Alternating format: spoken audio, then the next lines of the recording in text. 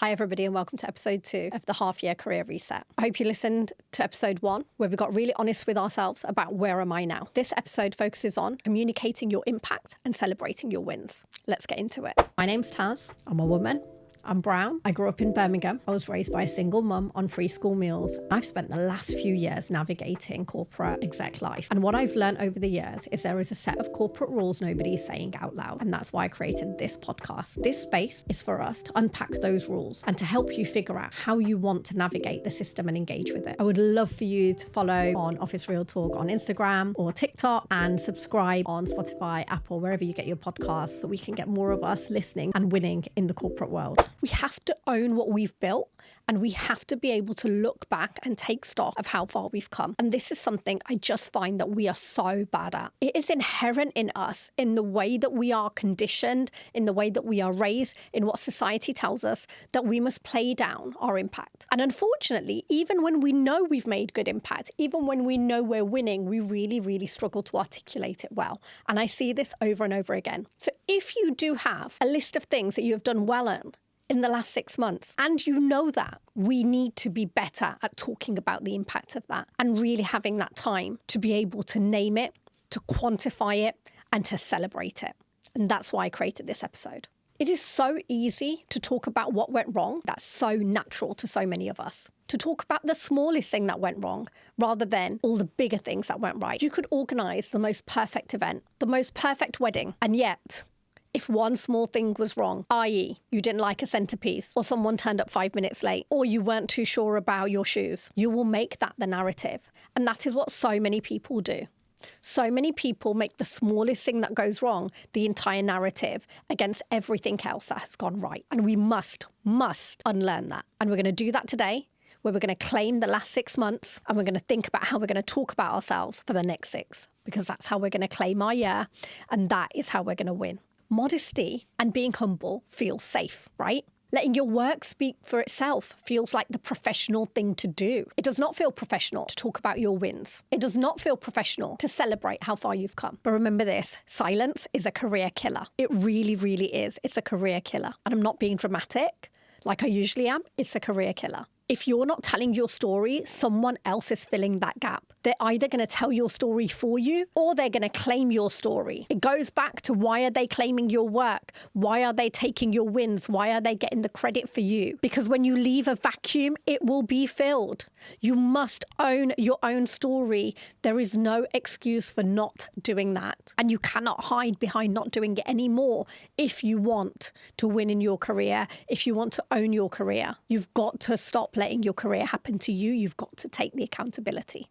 H2 is when the conversations really matter. So the conversations you've had for half one, if you've had your mid-year review, if you've had those conversations, of course they matter. But H2 is when the conversations are won. That is when you've got to quantify the impact, not just for the last 6 months, for the full year. That's the impact that's going to go into making your pay decisions. That's the impact that's going to go into making your bonus decisions.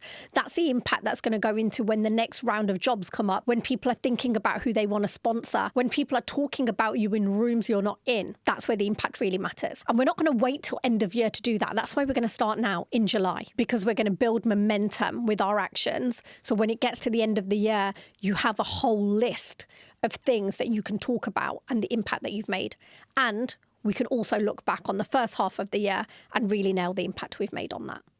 We don't wait around. Small actions, repeated often, create momentum. And this is about you learning how to talk about yourself, your impact and your wins, repeating that often to build momentum in the career that you want and you deserve. If you don't have your evidence ready, if celebrating your wins, if recording your impact are not a habit yet, that needs to change now. It needs to change today. Right, let's do some reflections. Think about your 4 or 5 big career goals. Where did you start? How much have they moved? Can you quantify that impact and put a number on it? Now go back further than H1. Go back 12 months. What were your 4 or 5 big goals then? How much have they moved since then? Can you quantify them? Can you put a number on it? Because sometimes it's not just about looking at the last 6 months. It's about looking back further to see how far you've really come. Now for each of them, what's the impact that's harder to quantify? the change in behaviour, the mood in the room, the problems that you've solved, the things that you made go away before they even surfaced, the relationships that you've built, the trust that your stakeholders have in you. Record them too, because they are just as important. And not everything can be quantified in numbers, but numbers are critical if you want to win in corporate. Right, let's get into how we build evidence. I always say to people, stop looking for confidence. You're not going to find it. Confidence is not something you can just find. If you want confidence, build evidence. I'll say that again. If you want confidence, build evidence. You are not going to feel like you own your career or feel more confident in doing what you're doing if you don't have the data to prove that you can do it. If you don't tell your brain that you can achieve what it takes. And so building evidence every time you have a win, every time you make impact, and making that habit innate in what you do will give you a long list of things that you've achieved. And every time you look at that list of things that you've achieved, you are telling your brain that you have got evidence that you can do that thing. My one thing that makes that a reality is called a brag folder. Now, that word might already make you cringe. Oh, brag, I don't want to brag. It's your own brag folder. Get over the word. A brag folder is somewhere where you keep your wins.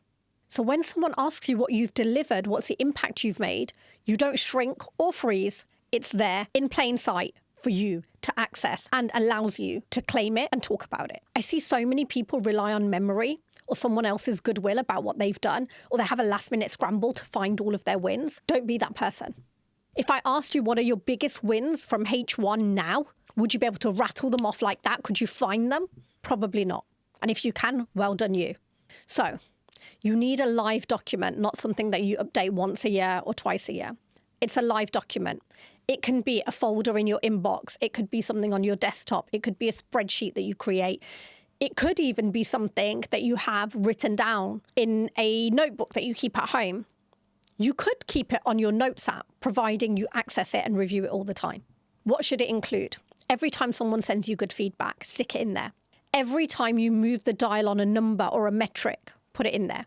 Every time you move closer to one of your goals, put it in there. Every time someone says you've done a good job, put it in there. Every time that your relationships get stronger and someone comments on it, put it in there. Record what happened, who said it, what did they say, and stick it in there. If the number moved from 10% to 20%, put it in there. What was the goal? Where did you start? 10%. It moved to 20%. What did you do to get it there? Where did you tell someone about that? Put it in your brag folder. Rewire your brain chemistry to know that every time something good happens, I need to put that in my brag folder. And if you feel like you might forget in the moment, if you feel like you don't always get to do things in the moment, make it part of your week. Make it part of your Friday shutdown. When you shut down the week and you brain dump everything you've not done and everything you've got to do next week, have on there, I need to go and update my brag folder. Because if you don't make it a habit, it won't change and your career won't change and you won't be able to show up in a way that puts you forward, that gets you towards your career goals. When something good happens, lock in, record it, put it in your brag folder, look at your brag folder often and remind yourself who the fuck you are. Remind yourself what you bring to the table and remind yourself how far you can go and how far you've come already. Because a lot of the work we need to do better is not about the work we do at work. It's about the work to show up. And that's what I'm telling you to do here. So let's do some more reflection. When you look back at what you've achieved in H1, all of the good things, all of the wins, can you articulate them without qualifying it, without shrinking, without over-explaining, without playing it down? How do you respond when something goes well or when you get good feedback? Do you sit with it? Do you ignore it? Do you brush it off like it's nothing? Do you downplay it? How comfortable are you with being successful and winning? How we show up for ourselves is everything to do with unlearning how we are conditioned. Being able to talk about your work is as important as doing the work, sometimes more. And the reason so many of us are not taking up the space that we need to is because we've been told that that is not the right thing to do. But also, we haven't built the habits that make us better at it. We're expecting miraculously to increase our visibility. We're expecting miraculously to be able to talk about our wins, to be able to get comfortable with our impact. It's not going to happen miraculously. Strategy, intent, action. If you have a brag folder, go and look at it. Make sure it's up to date and make it a habit to look at it regularly. If you don't have a brag folder, go and set one up. Make sure it's visible. Make sure you update it every time you win. Make sure you look at it regularly and make sure you start the habit of building it and looking at it regularly to remind yourself of your success and how far you've come. And if for a second you are going to sit there and say, I don't have any successes, let me tell you this, I don't believe you. I believe you don't know what success looks like, and that's what you need to sit with. Sometimes we don't realize how far we've come because we keep raising the bar. And I read that recently and nothing hit harder. So if you're one of those people, you are going to have to address that within yourself.